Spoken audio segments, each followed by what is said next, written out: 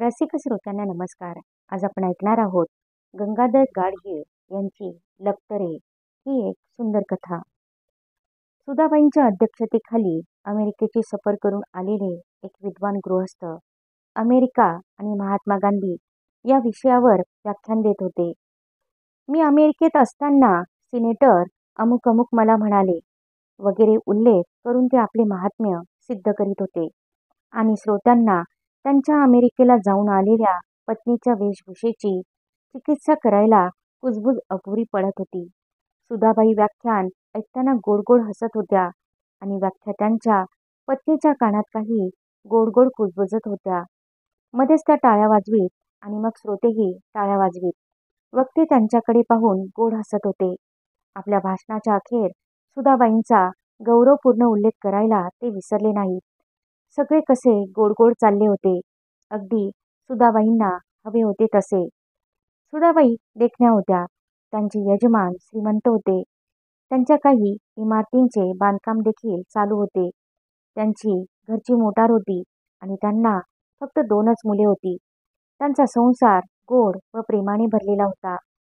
असे असले तरी त्या मात्र आपल्या संसारात गळून गेलेल्या नव्हत्या. उलट त्यांना वाटायचे की सगळ्या जगभर आपण चांगुलपणा आणि गोडपणा पसरावा. जगात लोक अप्रामाणिकपणे आणि वाईटपणे का वागतात तेच त्यांना समजत नसे. म्हणून त्यांनी ठरवले होते सगळ्यांना आपण गोडपणा आणि चांगुलपणा शिकवावा. सगळ्यांनी आपली भांडणे आपल्याकडे आणावी आणि आपण ती गोडपणे सोडवावी असे त्यांना वाटायचे. सगळ्यांचा दुष्टपणा आणि राकटपणा आपण सहन करावा अशी गोड टोचणी त्यांच्या मनाला लागलेली असे. त्यामुळे त्या सामाजिक कार्यात नेहमीच पुढाकार घेत. त्या एका महिला संघाच्या अध्यक्ष होत्या. तेथे त्या खूप कार्य करीत. आपल्या मोटारीतून श्रीमंत माणसांकडे जाऊन पैसा गोळा करीत. मोठमोठ्या माणसांची व्याख्याने ठरवीत. तरुण मुलींत मिसळून बॅडमिंटन खेळत. गरीब खालच्या वर्गातल्या बायकांना उपदेश करीत. अगदी सगळ्यांशी गोड वागत. हे व्याख्यान या संघातर्फेच होत होते. भाषण संपल्यावर समारोप करताना सुधाबाईंनी म्हटले, आपल्या विद्वान व्याख्यात्यांनी गोड विचार गोड शब्दात सांगितले. सगळ्यांनी जर नेहमीच असे केले तर जगात कसले प्रश्नच उरणार नाहीत. मग भांडणे पण होणार नाहीत आणि युद्धे पण होणार नाहीत. महात्मा गांधींनी तरी हेच नाही का आपल्याला सांगितले? गोड आवाजात प्रार्थना केली की परमेश्वर देखील प्रसन्न होतो. मला आपले वाटते की रशियन लोक आणि स्टॅलिन काही दुष्ट नाहीत. त्यांना जर गोड शब्दात सांगितले की युद्ध करणे आणि दंडेली करणे वाईट आहे तर ते खात्रीने आपले ऐकतील. मी म्हणते की अमेरिकन लोक जर हे महात्मा गांधींपासून शिकले तर सगळ्या जगाचे कल्याण होईल. सगळे कसे गोड आणि छान होईल. टाळ्यांचा एकच कडकडाट झाला. सुधाबाई गोड हसल्या. सभा संपली. मग पाहुण्यांना चहा देण्याचा छोटासा कार्यक्रम झाला. त्या पाहुण्यांच्या शेजारी बसल्या आणि त्यांनी स्वतः त्यांच्या कपात चहा ओतला. त्यांनी पाहुण्यांना अमेरिकेविषयी खूप प्रश्न विचारले. सगळे निरागस कुतूहल. कोणालाही वाटावे की त्या कुतूहलाचा गालगुच्चा घ्यावा आणि पाहुण्यांनी उत्तर दिले म्हणजे सुधाबाईंना किती आनंद होत असे. त्यामुळे पाहुणे फार खुश झाले. ते खूप उत्साहाने बोलत राहिले. पाहुण्यांची पत्नी मात्र का कोण जाणे नाराज झाल्यासारखी दिसत होती. मध्येच तिने आपल्या नवऱ्याशी काहीतरी मतभेद व्यक्त केला. पाहुणे खूप चिडले आणि बोचक थट्टेच्या रूपाने त्यांनी आपल्या बायकोवरचा राग व्यक्त केला. सगळी माणसे हसली. पाहुण्यांची बायको मात्र गोरीमोरी झाली. ते पाहून सुधाबाई म्हणाल्या, असे काय हो, मला नाही खपायची हेमांगिनी बाईंची थट्टा. मग मुळी मीच त्यांची बाजू घेईन. त्यांनी चेहऱ्यावर भांडखोरपणाचा सुंदर आव आणला. तो पाहून पाहुणे हसले आणि सुधाबाईंकडे टक लावून पाहत म्हणाले, तुम्ही बायका एक व्हायच्या अखेर. अशा रीतीने सुधाबाईंनी आपल्या गोड वागणुकीने ती वेळ मारून नेली. पण हेमांगिनी बाई अशा विचित्र की त्या अधिकच रागवल्या. आपल्या नवऱ्याबरोबरच्या भांडणात सुधाबाई आपल्या मदतीला आल्या आणि त्यांनी आपल्या नवऱ्याला सहजासहजी खुशीत आणले. याचाच त्यांना जास्त राग आला. पाहुणे जायला निघाले. सुधाबाई म्हणाल्या, किती छान माहिती सांगितली तुम्ही. मला की नाही पुन्हा केव्हा तरी तुम्हाला भेटून आणखी माहिती मिळवली पाहिजे. पाहुणे उत्सुकतेने म्हणाले, मग केव्हा येता? आत्ताच ठरवून टाकूया आपण. हेमांगिनी बाई मात्र फणकाऱ्याने मोटारीत जाऊन बसल्या आणि धाडकन त्यांनी दार लावून घेतले. पाहुण्यांची मोटार गेल्यावर सुधाबाई परत खोलीत आल्या तेव्हा 2-4 बायकांचे कोंडाळे तेथे उभे होते. त्यातली एक फटकळ बाई खालच्या आवाजात म्हणत होती, सुधाबाईंचे नेहमीचेच आहे हे. सारख्या आपल्या कुणाच्या तरी पुढे पुढे करीत असतात. दुसऱ्या कोणाला बोलू देखील देत नाहीत. सुधाबाईंना पाहताच त्यांचे बोलणे थांबले. सुधाबाईंनी ते ऐकले. त्यांच्या मनाला ते फारच लागले. पण चटकन काहीतरी अपमानकारक बोलणे त्यांच्या मनाला रुचत नसे. सगळे प्रश्न त्या गोड प्रकारे सोडवीत असत. म्हणून त्यांनी मनात ठरवले की त्या फटकळ बाईला आपल्या घरी चहाला बोलवायचे आणि अगदी आपल्या मोटारीतून तिला घरी नेऊन पोचवायचे. म्हणजे मग ती फार खुश झाली असती. तिच्या मनातली सगळी किलमिशे नष्ट झाली असती. तिच्यासारख्या खालच्या वर्गातल्या बायकांशी देखील सुधाबाई किती प्रेमळपणाने वागतात हे तिला कळले असते. सुधाबाई स्वतःच्या चांगुलपणावर खुश झाल्या. त्यांना वाटले आपण खूप खूप चांगले वागावे. अगदी बॅडमिंटन खेळणाऱ्या शाळा कॉलेजातल्या मुली अल्लडपणे मिसळून खेळावे. आणि खरोखरच त्या बॅडमिंटन कोर्टावर गेल्या. पण त्यांना आपण होऊन कोणी जागा देईना आणि स्वतःहून तसे त्यांनी कोणाला म्हटले नाही. अखेर कोणाच्या तरी सूचनेवरून त्यांना जागा देण्यात आली. हौसेने त्या खेळू लागल्या. त्यांच्या जेव्हा चुका होत होत्या तेव्हा त्या गोड गोड हसत आणि आपल्या जोडीदार मुलीनेही असेच हसावे अशी त्यांची अपेक्षा असे. पण त्या मुलीने कपाळाला आठ्या घातल्या आणि ती पुटपुटली, विचका झाला माझ्या सगळ्या खेळाचा. तिचे ते उद्गार ऐकून सुधाबाई स्तंभित झाल्या. त्यांना फार फार वाईट वाटले. अलीकडच्या तरुण पिढीत बेजबाबदारपणा आणि स्वार्थीपणा वाढत आहे याचा त्यांना विषाद वाटला. खरे म्हटले म्हणजे आपला मोठेपणा विसरून त्या खेळायला आल्या याचे सगळ्यांना कौतुक वाटायला पाहिजे होते. निव्वळ बायकांतील खेळण्याच्या प्रवृत्तीला उत्तेजन मिळावे म्हणूनच त्यांनी हा त्रास घेतला होता हे त्यांना जाणवायला पाहिजे होते. पण अविचारीपणाने सगळ्यांवर टीका करीत सुटायचे अशीच मुळी तरुण पिढीची प्रवृत्ती झाली आहे. तरुण पिढीची सुधाबाईंना फार काळजी वाटू लागली. त्यात सुधारणा करावी अशी त्यांना तळमळ लागून राहिली. त्यांनी त्यावर खूप खूप विचार केला आणि मग त्यांना एक गोड कल्पना सुचली. त्यांनी ठरवले की आपल्या नावाने एक बॅडमिंटन ट्रॉफी ठेवावी आणि त्या ट्रॉफी करता बॅडमिंटनचे सामने घडवून आणावे. म्हणजे मग सगळ्या तरुण पिढीला आपली किंमत काय ते कळू लागेल. असे झाले म्हणजे त्यांना गोड शब्दात चांगुलपणा शिकवता येईल. सुधाबाईंना पुढचा प्रसंग लगेच दिसू लागला. त्या मुलीने पहिल्याच वर्षी ट्रॉफी जिंकली. सुधाबाईंच्या हस्ते बक्षिसे देण्याचा समारंभ झाला. प्रफुल्लपणे हसून सगळ्यांच्या समोर त्यांनी ट्रॉफी त्या मुलीला दिली आणि हलक्या आवाजात हसत हसत त्या तिला म्हणाल्या, मी जरी खेळाचा विचका करीत असले तरी तुला इतके चांगले खेळता येते याचा मला फार फार आनंद वाटतो. हे ऐकून ती मुलगी इतकी लाजली असती. त्यानंतर सुधाबाई मंडळात गेल्या की ती आग्रहाने त्यांना खेळायला बोलावून न्यायची. अगदी खूप खूप आदराने वागायची. आपल्या चांगुलपणाने सुधाबाई अगदी सद्गदित झाल्या. त्यांना वाटले की सगळ्या जगाचा दुष्टपणा आपण सहन करावयाचा आहे. अगदी केस पिंजारलेल्या दानगट मवाल्याचा देखील. त्या कल्पनेने त्यांचे अंग शिरशिरले आणि मग त्यांना आठवण झाली की त्या ट्रॉफी करता बराच खर्च येईल. त्या विचारात पडल्या. इतके पैसे कसे खर्च करावे हे त्यांना समजेना. मिस्टर गोगट्यांनी, मिस्टर गोगटे म्हणजे त्यांचे यजमान, त्या आपल्या यजमानांना बाहेर मिस्टर गोगटे म्हणून संबोधित, अगदी नव्या पद्धतीने. तर मिस्टर गोगट्यांनी काही इतके पैसे दिले नसते. बरोबरच होते त्यांचे. ते झाले म्हणून किती पैसे देणार. उगीच आपण एखाद्याच्या चांगुलपणाचा किती फायदा घ्यायचा. इतक्यात सुधाबाईंना युक्ती सुचली. त्यांनी आपल्या मुलाला अशोकला सोन्याचे घड्याळ घेऊन द्यायचे कबूल केले होते. ते पैसे सुधाबाईंना त्या ट्रॉफी करता वापरता आले असते. अर्थात अशोकला फार फार वाईट वाटले असते. पण त्याला काय इलाज होता. चांगुलपणाने वागायचे म्हणजे इतका त्रास सहन केलाच पाहिजे. आपल्या चांगुलपणाचा सुधाबाईंना फार फार राग आला. इतके चांगुलपणाने वागणे चांगले नाही असे त्यांनी स्वतःला बजावले. पण त्यांचा काहीच इलाज चालेना. इतका चांगुलपणा त्यांच्या मनात भिनला होता. एका गोड खिन्नपणाच्या तंद्रीत त्या मोटारीत बसल्या आणि आपल्या घरी परतल्या.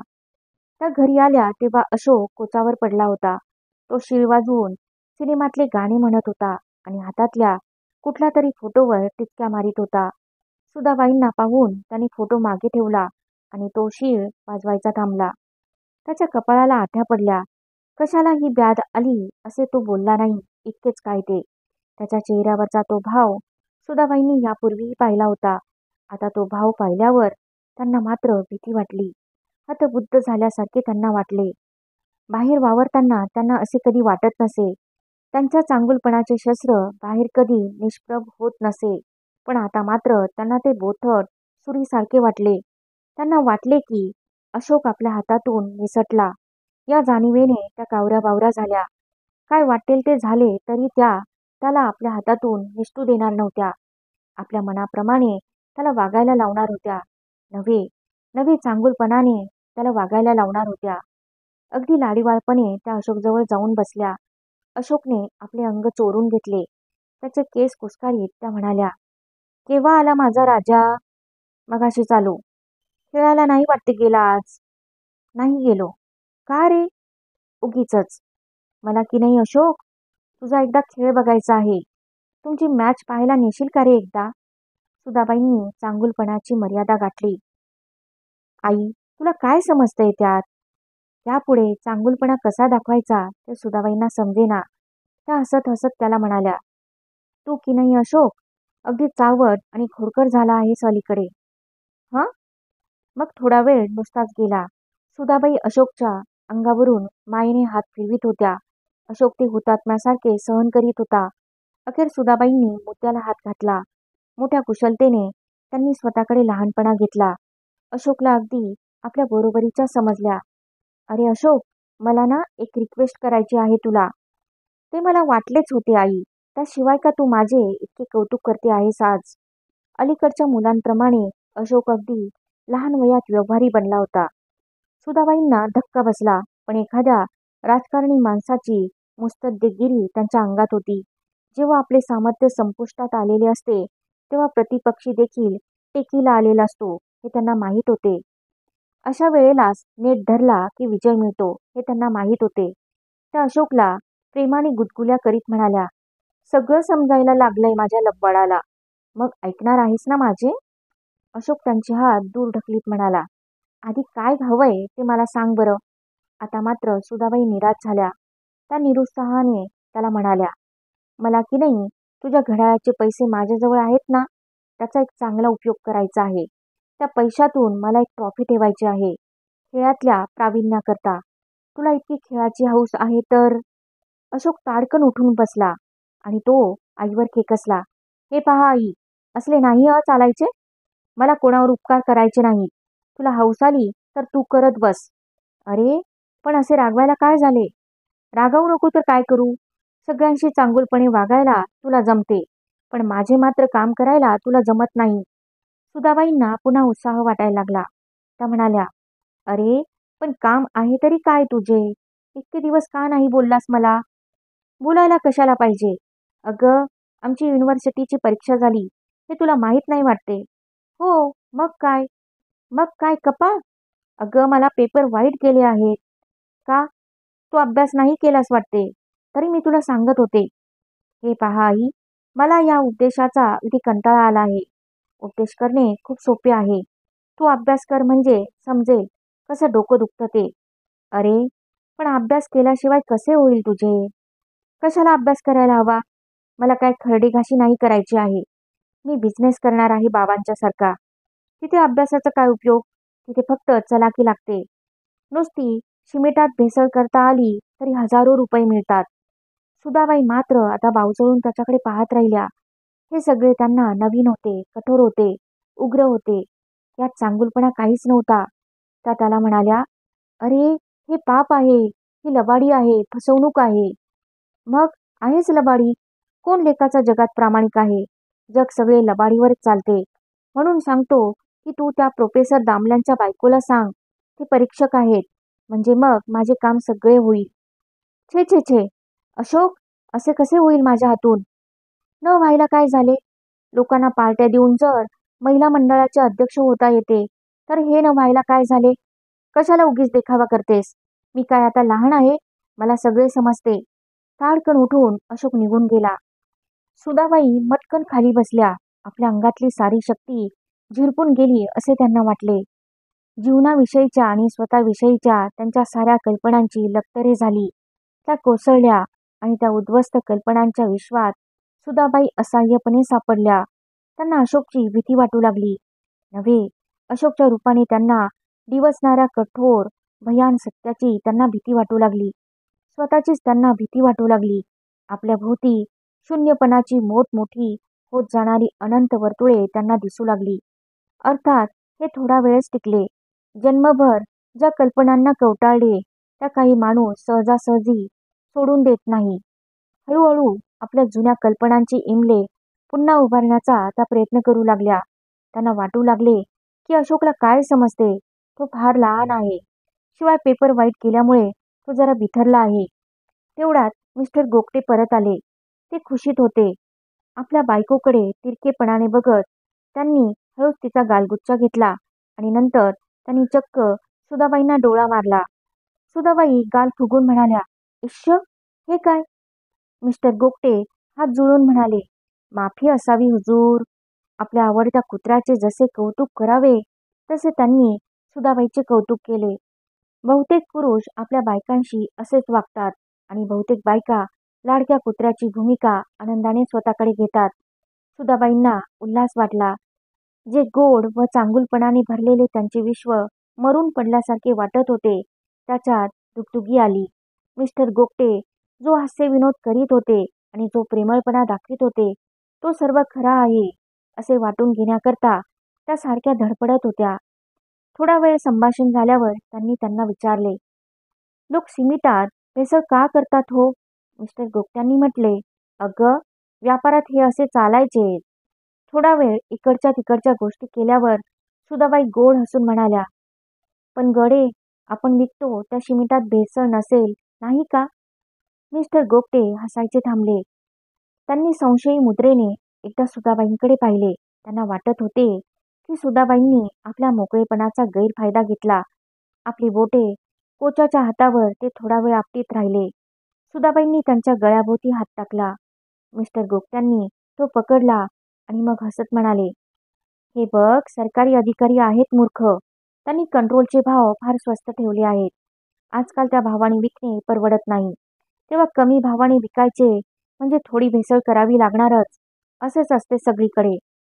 मिस्टर गोगट्यांशी एकमत होण्याच्या उत्सुकतेने सुधाबाई म्हणाल्या, म्हणजे त्यात काही फसवणूक नाही, नाही का? हे आपले सरकारच्या चुकीमुळे करावे लागते इतकेच ना?